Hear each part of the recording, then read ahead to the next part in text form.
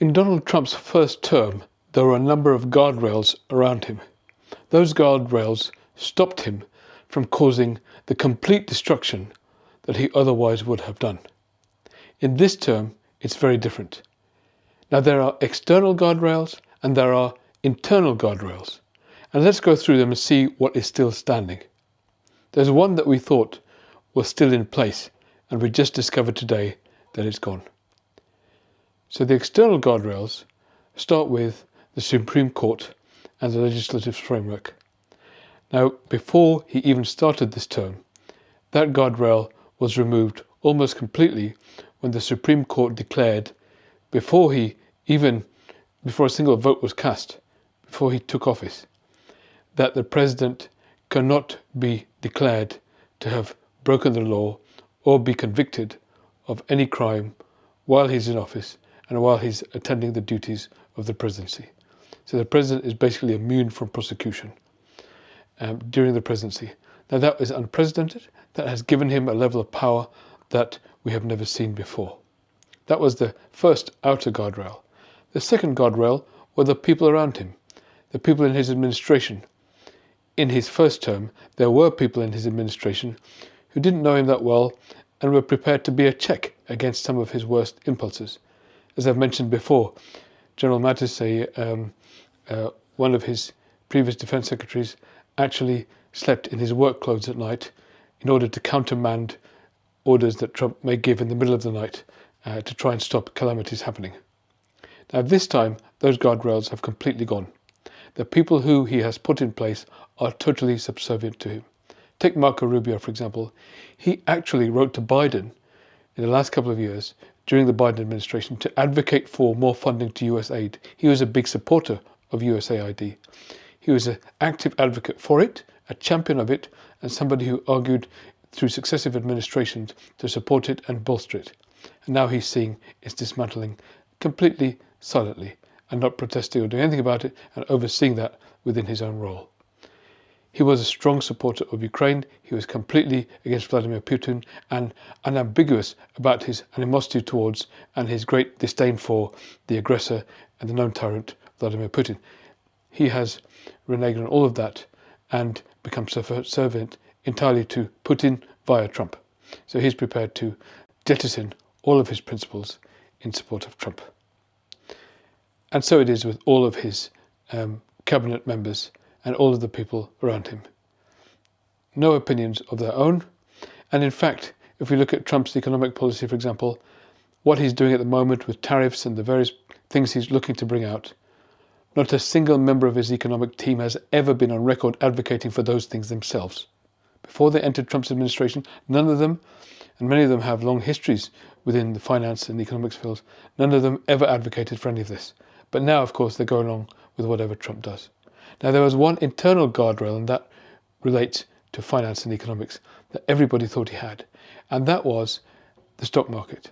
He would regularly say during his first administration that whatever happens in the stock market, that is an indication of the success of his administration. And so people always assume that what he's going to do is make sure that he stays within the parameters that the stock market allows him to. So he doesn't really want to see decline. And so long as it doesn't, then it'll keep him in check. That was the theory, and that was his internal guardrail. There wasn't anybody outside doing that. It was something within him that made him stick to that. But what we've seen is something very different. You have this sort of disjointed policy where trading partners and businesses don't know which way is up and which way is down. We have the tariffs on one day, we take them off the next day, we put them on this product but not on that product. We're going to make an exemption. We'll have a 1 month pause.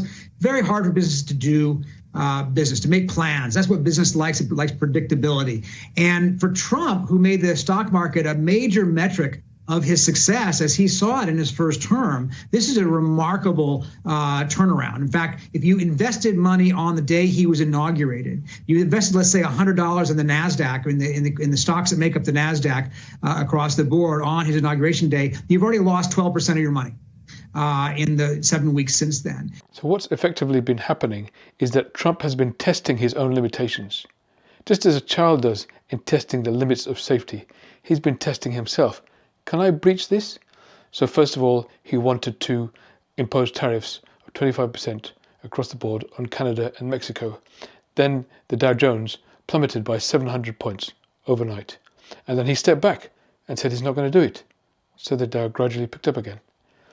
Then, a month later, he said he was going to do it again, and the Dow plummeted by another 700 points, and then he stepped back from it again. But then he's saying he's going to do it again. And then when he is asked, would he be prepared to countenance a recession? Are you expecting a recession this year?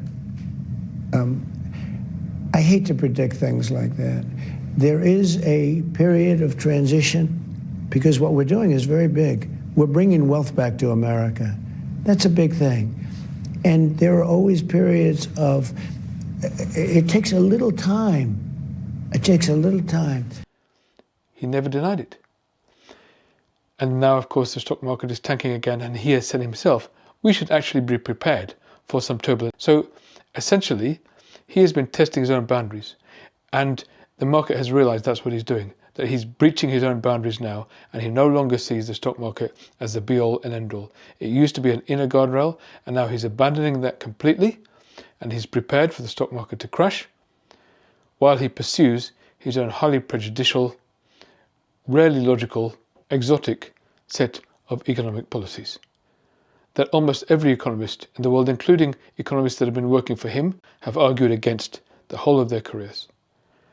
So essentially, this proves to us psychologically that the one inner guardrail he has is now gone. The outer guardrails had gone completely, the inner guardrails have gone too.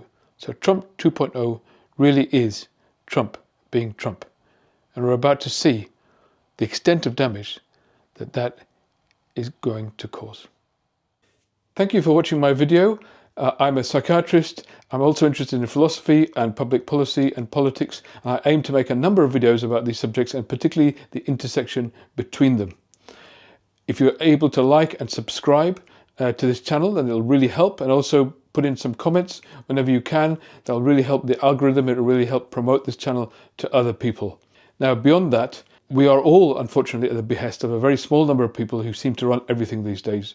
And we are all at the whim of a tech oligarch who could decide tomorrow to end a channel like this because it's not in their favor. And because of that, I've set up a kind of email newsletter, which you can subscribe to. At the top of the channel, you'll see a web address.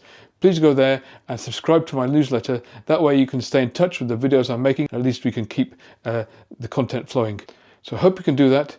And I hope we can keep talking and also gain clarity, not just about what's happening right now, but how we can get through this, how we can improve things to make a better tomorrow together. Thank you.